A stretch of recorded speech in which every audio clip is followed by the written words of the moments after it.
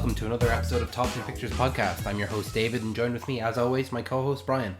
Brian, how are you? David, how are you? I'm good. We're back once again to answer some fan questions. So What's the question? we have from one of our biggest fans, or so she says, Roisin, who says, "Hi guys, just wondering what you think will be the next big movie theme. Once the superhero genre moves on, what will be the next genre that we can expect? Listen to the podcast every week, so hopefully you can answer my question." Thank you, Roisin, for sending that question. It's very noble of you. We very much appreciate it. So it's a good question. As we know, movies they ebb and flow, and genres come along. Back in the 60s or so, we had westerns, and then as the 80s came along, we had like sci-fi and outer space movies and stuff like that.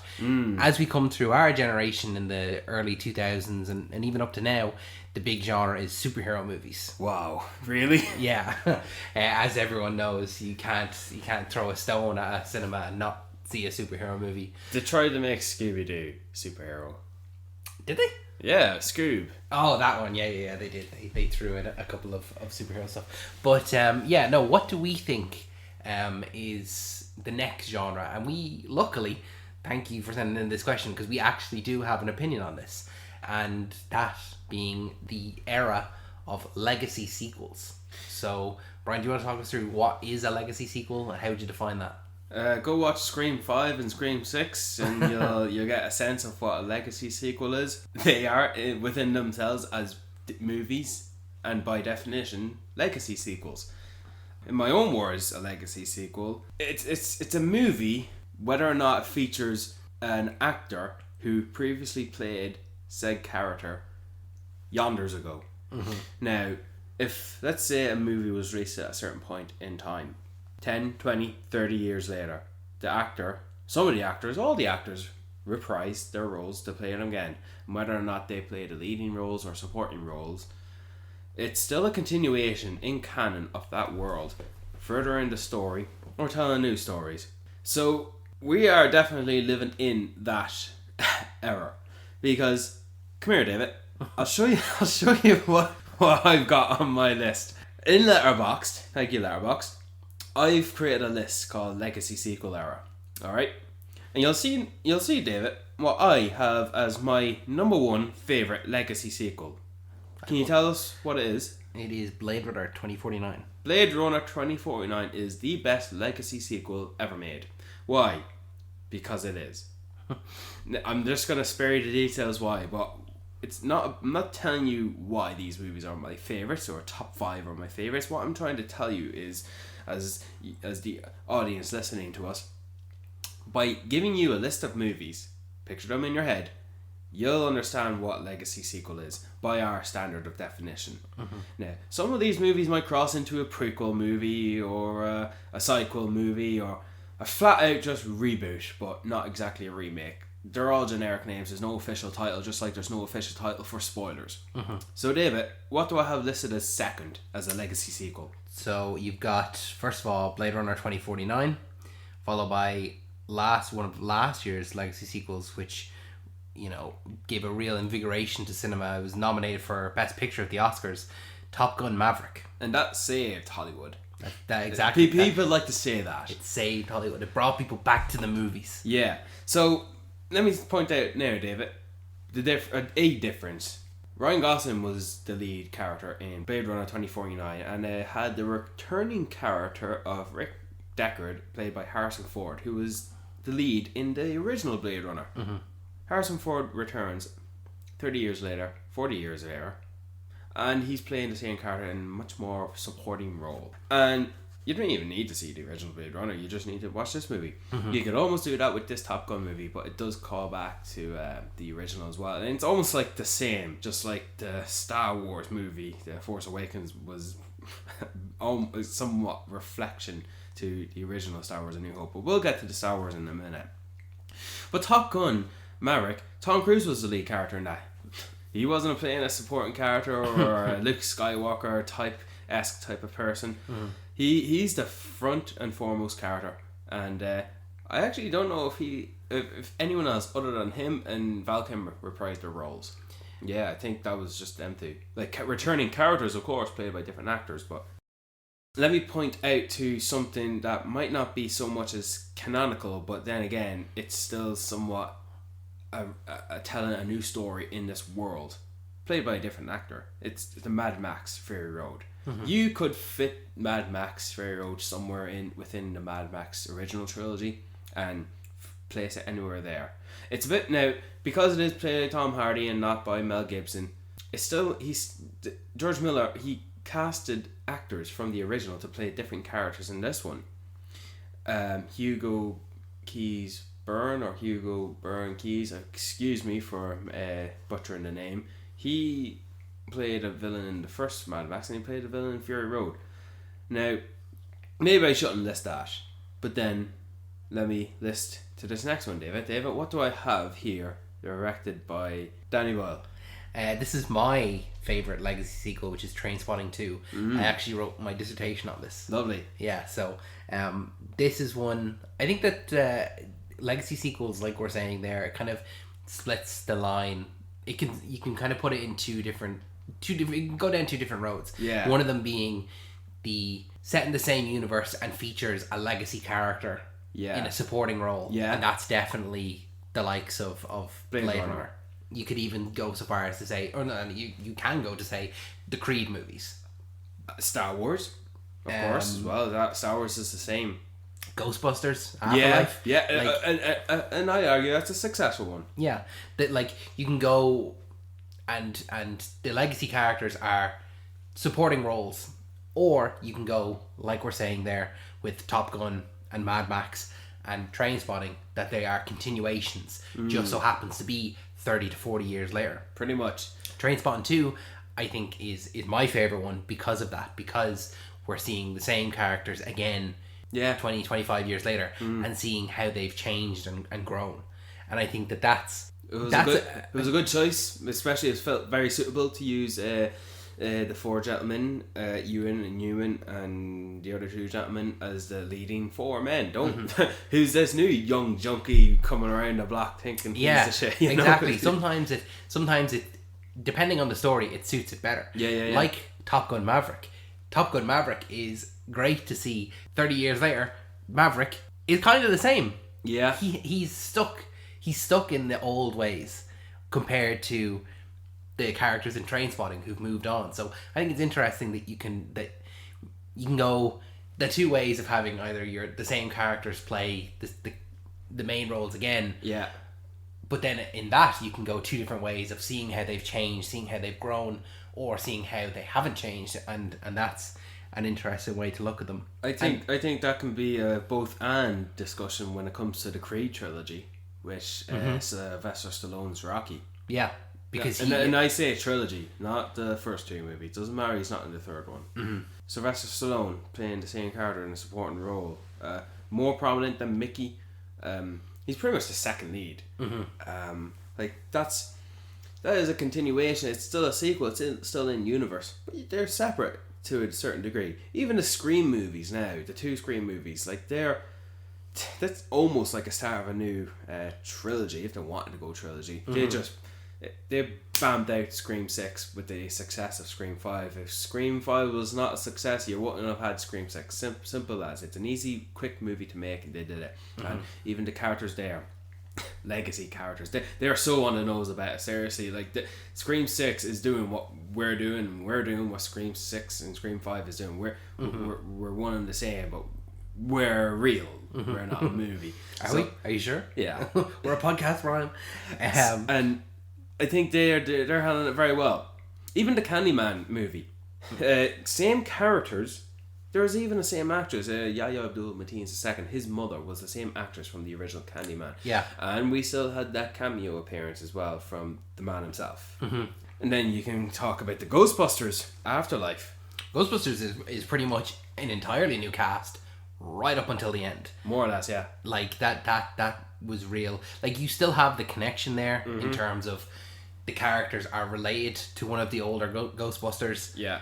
But then at the end, those Ghostbusters then come back. This is spanning into its own franchise as well. And we're getting a sequel to it, and this will be set in New York, this next one. And I think for sure Ernie Hudson He's gonna return. I think Dan Aykroyd's returning as well. I don't know if Bill Murray's returning. You know, I feel content with that. I'm fine with that. Just give us another Ghostbusters movie. I'm looking forward to that. It's interesting that this moving into the legacy sequel era. Yeah. I keep using this kind of terminology that like it is diverging again into two roads, and it's one is like telling a legacy story and it being standing on its own, and you're telling the story of these characters 20 years 30 years later, and one can or we go down the other route, which is let's create a legacy sequel in order to create a franchise. And you're seeing that in multiple ways with Creed, with Ghostbusters, with Halloween, Star Wars, Jurassic World. Yeah, that's another one. Jumanji. Like, there's loads. There's so many that are like in the time that we're in now, where it's like you get a successful movie. Okay, brilliant. What about the next one? And what about the next one? How are we going to franchise this? How it's going to connect? Well, that's where they fall down into failure by not focusing on making a good movie, like what we mentioned in one of our podcasts, like with John Wick. They started their first movie about making a good movie with potential. Start there. That's what Kevin Feige did with his thing, and that's what everyone else is failing to do. But it's kind of funny to see that Harrison Ford comes from 3 different franchises as playing a legacy character in a legacy sequel. Blade Runner, Star Wars, and now Indiana Jones. And do you know what's funny as well?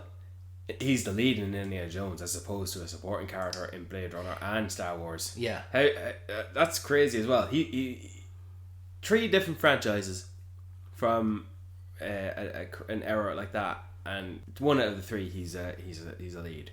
I think that's great. That's fantastic. I think that it also serves like a really good way of viewing certain actors, because I don't know about you, but there's certain actors when I think of them that they are like they're actors of an older generation, and so I kind of only see them as older. Like, for example, Robert De Niro. Yeah. Robert De Niro for me is always an older man. Yeah.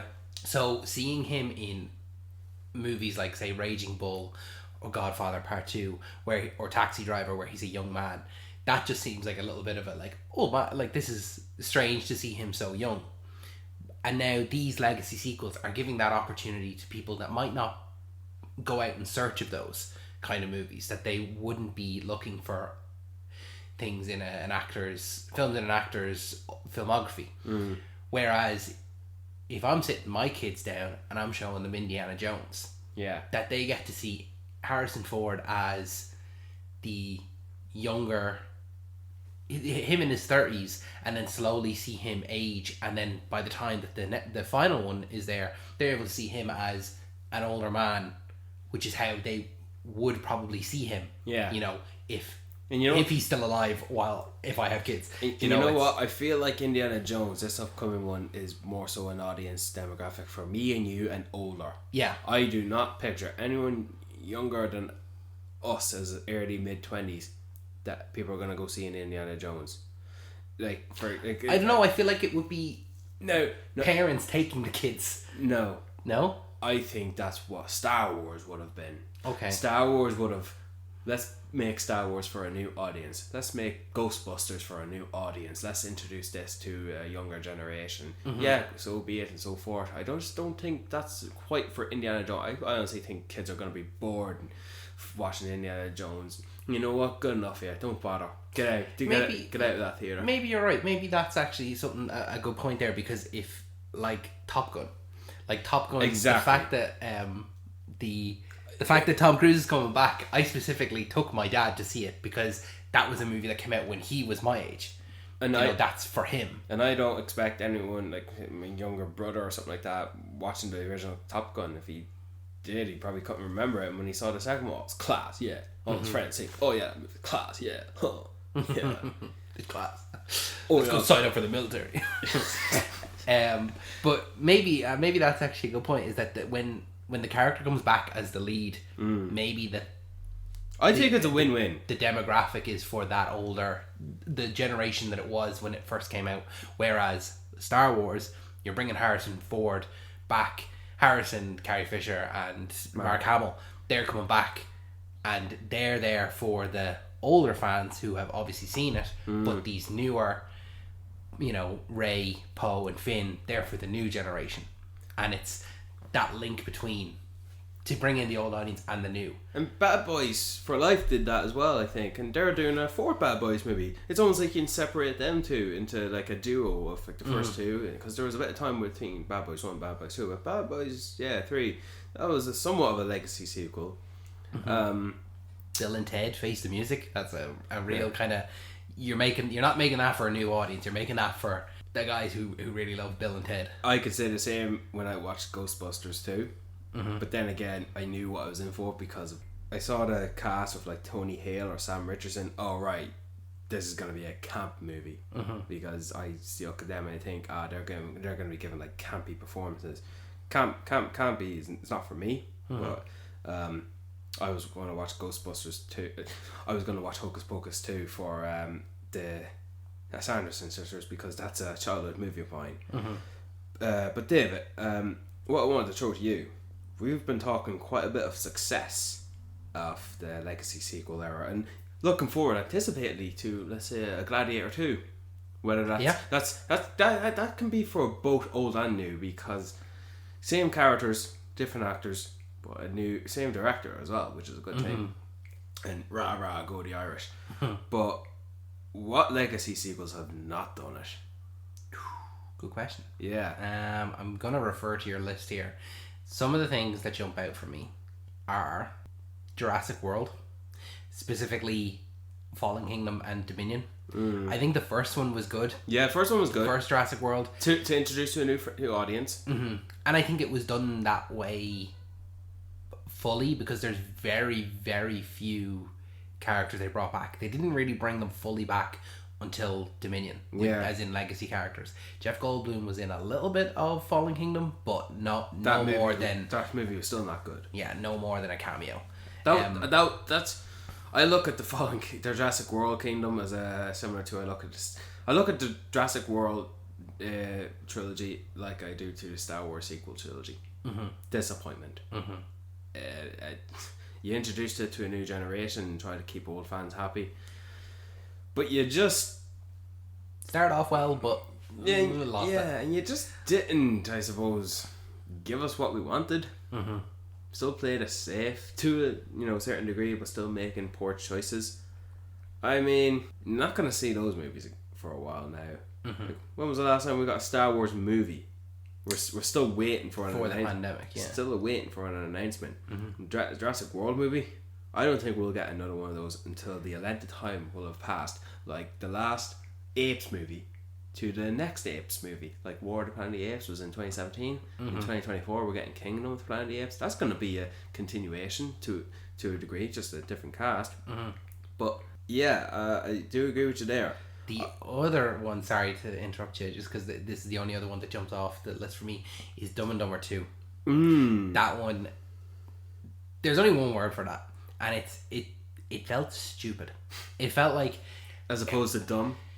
Yeah, like if you watch the original Dumb and Dumber, like the guys are dumb, but they're funny, but like, I still feel like they're not smart, but they can function, and they're normal people, they're just dumb. Whereas in Dumb and Dumber 2, it's like, let's just ratchet up how stupid they are, and it just felt insulting. The fact that they don't know what sex is. Yeah, it just felt, it shouldn't have been called Dumb and Dumber 2. It's stupid and stupider. Like, how are these guys allowed out of a mental institution? They are so beyond stupid. So that's the only other one, and I think that's a fault of the actual writing. That one didn't work for me at all. Like Jurassic World and Star Wars, there's another trilogy. Started off well and effed it up. Let me guess, is that a horror franchise? It's a horror franchise. Yeah, I can guess what it is, but you go ahead. Can you guess, audiences? Correct. It was Halloween. This was shocking. It started off really, really well. It did, and yeah, it did. It started off very well, and also you give us a Michael Myers lacking movie, and you give us this ugly chump who cares? No. I was just very disappointed in that Halloween franchise because it's so simple. I'm sorry, just Michael Myers go around killing people. Cool. Laurie Strode, she can handle herself. I swear to Christ, I am not looking forward to the Exorcist movie because it's from the same studio and director. And what, they want to franchise this as well? What is Ellen Burstyn gonna get a shotgun and shoot the demon in possessing the child in this? No. Shame on you for what you did to the Halloween franchise. It's so simple. Why did you just focus on this other dude just to? I'm sorry, continue evil. No, I'm done. I don't want to talk about it anymore. All I'll say is that they should have just made. If they wanted to give us a franchise of Halloween movies to a new generation, make it 2 movies, not 3. You didn't have the story for 3 movies. So, yeah, disappointing. Didn't like it. It's been a bit of time since we got a Star Trek movie, and that's doing quite well in the TV. But we're lacking the Chris Pine, Zachary Quinto Star Trek movie. So I don't even know if we'll get that in the end. I wonder will they reboot the same way that they kind of rebooted that? Would they do the same? But the next one be the next generation? I don't think so. I don't think so because that is continuing canonically in Star Trek Picard. Picard, yeah. Why would that would be worse than giving us a Han Solo movie played by a younger actor playing a young Han Solo when we just had Harrison Ford playing Han Solo. Oh wait, that did happen. but that would be worse because you're rebooting it. Yeah. You know what I mean? But even at least with the J.J. Abrams Star Trek, that continued it to a certain degree because you had Leonard Nimoy and then you had that photo of the original cast in the picture, and then you got other ones that are continuing, like almost rebranding it for a new generation, like Jumanji, with The Rock and Jack Black and Chris and Kevin Hart. So I think that's doing it very well. And Eddie Murphy is sort of on a trend with Come to America, which is not that great, but maybe Beverly Hills Cop can be great. You know, it's all about just making good movies and making it entertaining. That's what you need to do. So, and that's the thing, is that we've seen that done really well with we're getting the likes of Blade Runner, Top Gun, Trainspotting, Mad Max. Like, if you have a good idea, by all means go for it. But with the intention of just making a franchise, that's not a good intention. That's just, I just want to make money, and I'm going to build on the things that people already know rather than coming up with something new. And we acknowledge that it's a business. You're there to make money. Simple as it. Yeah, but you know what? You know what would be great? Making money and making good movies. You can do both. You can continue it even more. There's just a sour taste of Halloween in my mouth. There's a bit of a sour taste of Jurassic World and Star Wars even in my mouth because of how they've done it poorly. Who'd have thought that Top Gun, Blade Runner, Doctor Sleep, Trainspotting, even Creed, even Scream as legacy sequels and therefore franchises are better because they did them right. So heck, here's hoping to the Gladiator movie being good.